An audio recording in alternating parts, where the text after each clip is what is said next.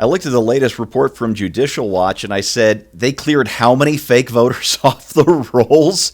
Hey, everybody, I'm Steve Green with Bill Whittle and Scott Ott. This is Right Angle, brought to you by the members of BillWhittle.com. Gentlemen, spoiler, 5 million is a lot of almost anything. 5 million zombies could probably kick off the apocalypse. 5 million rounds of ammunition would help me sleep better at night, especially, if we get the zombies.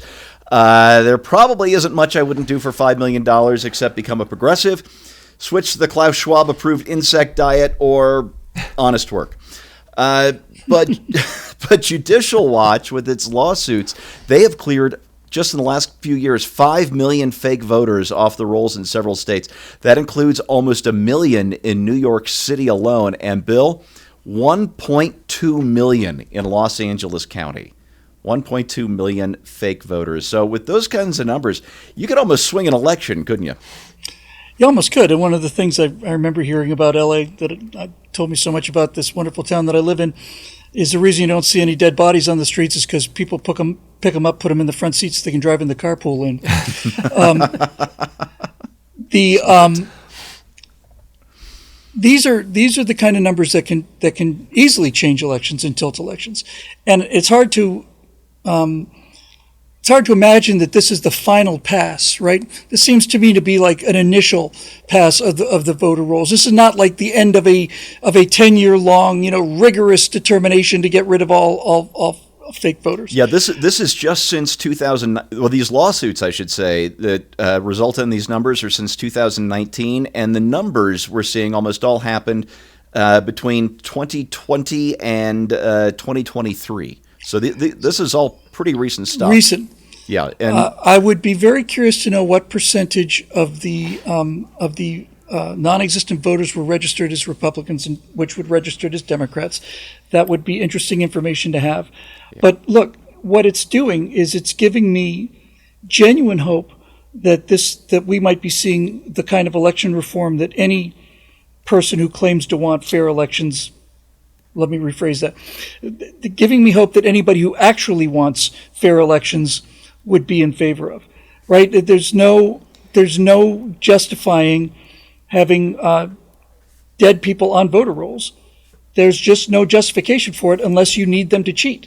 So what seems to be happening, Steve, is that this 2024 election, how many, we covered how many elections together, presidential elections? 5, I want to say. No, four, the three of us, it's at least 4. And every single time we've been told it's the most important election of our lives, and maybe that was even true. It may have gotten more and more important.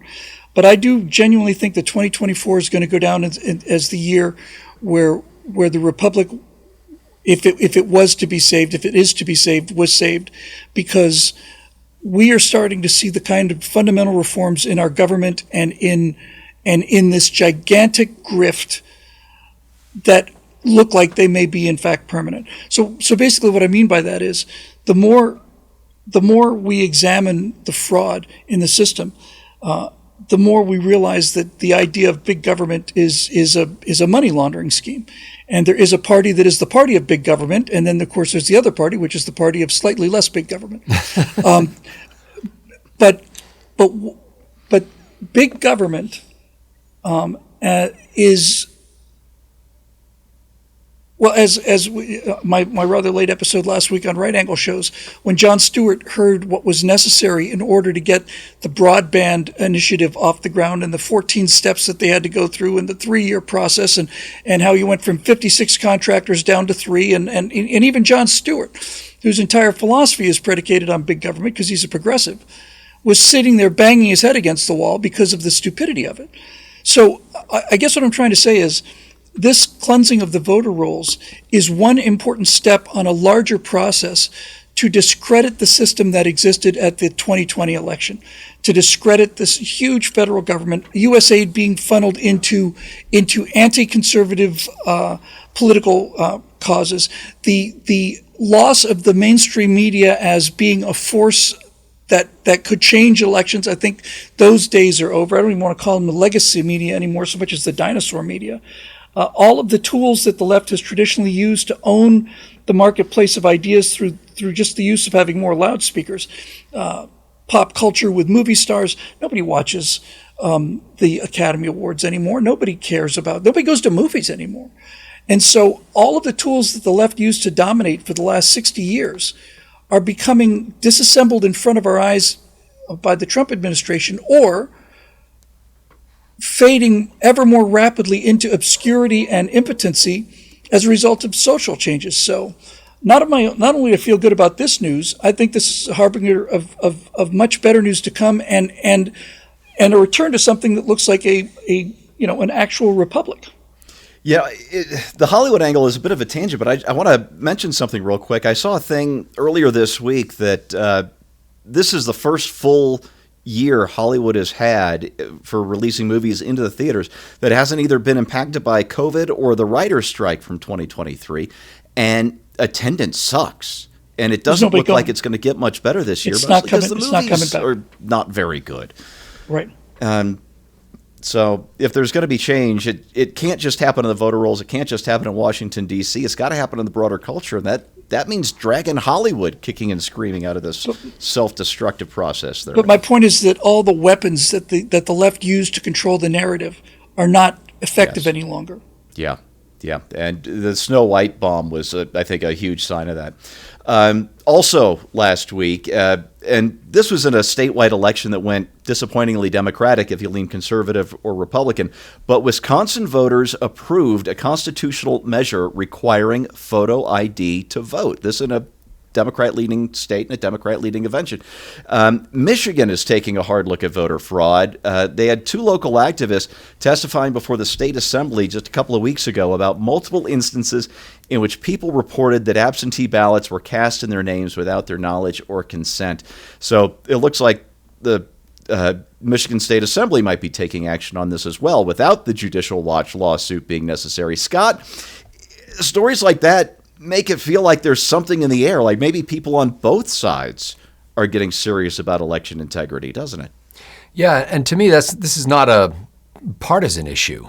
I mean, everybody should want elections to have integrity. They should want to make sure that their vote is counted and that all votes are counted only once. These are all reasonable assertions.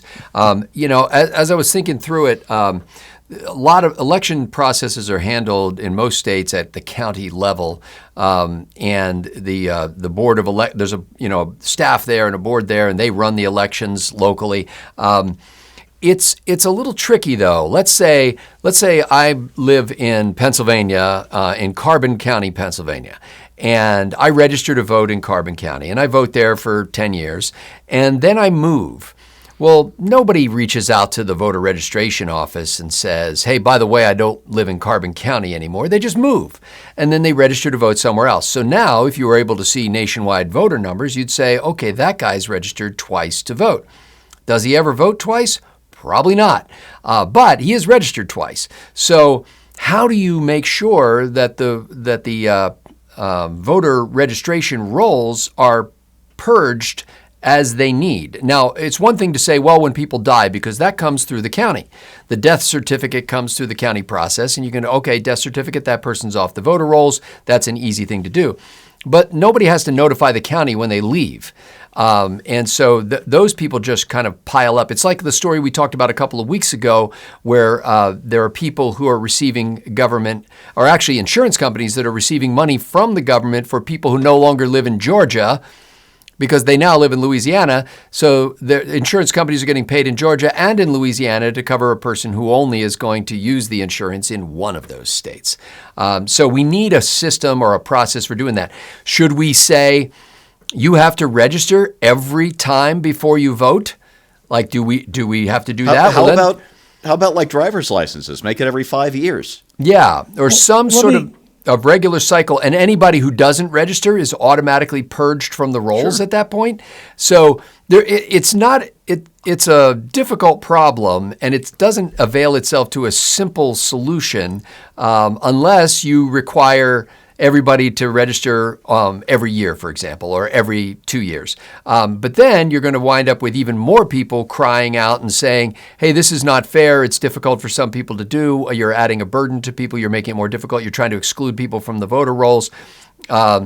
But I think everybody would agree, number one, no dead people. Number two, no people vote in Pennsylvania who don't live in Pennsylvania permanently. So if they're live in another state, if they're going to college in California and they live in Pennsylvania primarily, then yeah, you'd only vote in Pennsylvania, but you don't vote in California and Pennsylvania. Anyway, I think this is a salutary thing for our republic to hear about. And now it goes to the basically largely local officials to say, what are you going to do about it? Steve, let me just, because Scott gave me an idea about something, and I can't believe I'm saying this because this is anathema to my general philosophy and so on. But I wonder if you could make the case that there should be a national voter eligibility law based on your social security number, just so that you couldn't be registered in two places at the same time. You know, we like it or not, the social security number is our national ID number. They swore to us it never would be, but it clearly is. And I'm not saying that the federal government should take over local state elections, because I think that I like the idea of each state running its own election. But I can't think of another way to solve the problem off the top of my head in 10 seconds that Scott mentioned, where I'm registered in one county, I move to another county, I register in the new county, but I don't unregister in the old county. It seems to me that that if you registered a voter in a new county, it wouldn't be too terribly difficult to have that registration null the previous one. Yeah, and a death certificate should null your voter registration. Yeah, if Absolutely. you had to report where you came from, and then there was some sort of network, it doesn't even have to be a federal controlled thing, but if there was some sort of network where the guy in,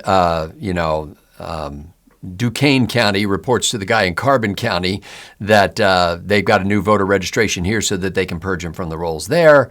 Some kind of, interconnected system. I don't know. And what about the idea of having your death certificate automatically remove you from your voter rolls? Well, I think that happens in counties. My understanding is that because does usually it? there's a county death certificate. Okay. Yeah. All right.